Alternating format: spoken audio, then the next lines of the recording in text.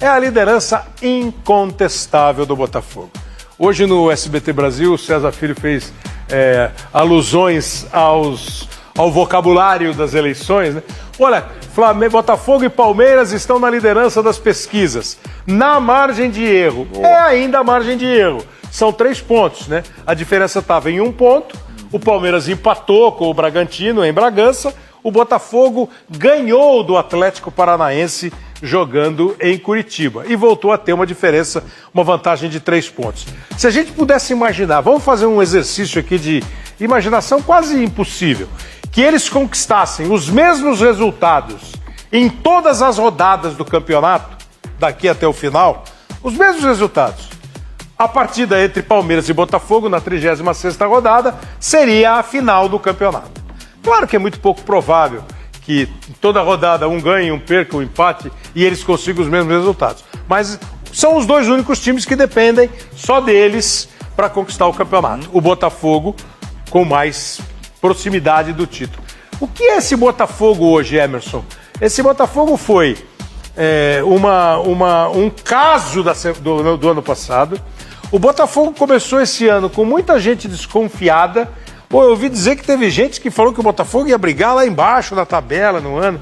E nós temos um Botafogo, para não dizer inquestionável que futebol é complicado, um Botafogo que você vai achar pouquíssimos jogos, detalhes para dizer, o Botafogo não está deixando nenhuma dúvida.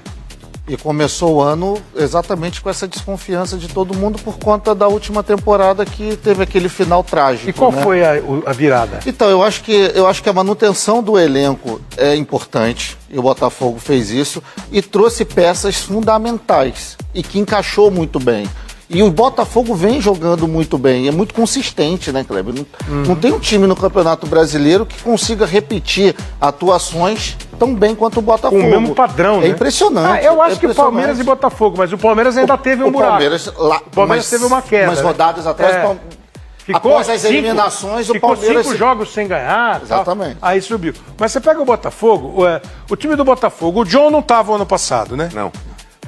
O lateral direito agora é o Vitinho, né? Vitinho Isso, também não estava ano passado. Bem. A dupla de zaga agora é o Alexander Barbosa e o Bastos. Não estavam ano passado. O Bastos joga demais. Joga demais. Angolano, né? Angolano. Isso. O lateral esquerdo... Barbosa até, e eu tô dizendo assim, o Adrielson voltou, tem jogador que já estava lá o ano passado. Eu tô falando só do time titular. E agora tá jogando o Alex Telles, mas jogou o Cuiabano e o Marçal ainda tá lá. O Marlon Freitas estava o ano passado. O Marlon Freitas sim. O Gregory chegou ano passado. Chegou agora. Chegou esse ano? Chegou esse ano. Bom, mas o Gregory chegou agora com o Marlon.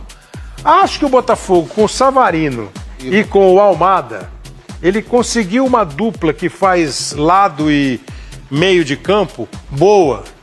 Né? E hoje, o Luiz Henrique está jogando muito. Seleção. E hoje, ele se dá o luxo de ter o Tiquinho no banco. Outro de seleção que chegou aí. Tá jogando o Igor, que foi convocado para a seleção brasileira. Você que não gosta de ninguém, de elenco nenhum, que todo time vai perder todos os jogos, fala mal do Real Madrid, ninguém aguenta, que o Real Madrid é cavalo paraguaio. Por que o Botafogo tá tão bem? O Botafogo evoluiu muito, inclusive no fator psicológico também, Kleber. O Botafogo, comparado aí com o ano passado, é um time muito mais maduro. E o Botafogo, até algumas partidas que ele derrapou, aquela partida contra o Cruzeiro, se eu não me engano, no Engenhão, que o Cruzeiro foi bem, até venceu o Botafogo lá dentro, o Botafogo não se abalou.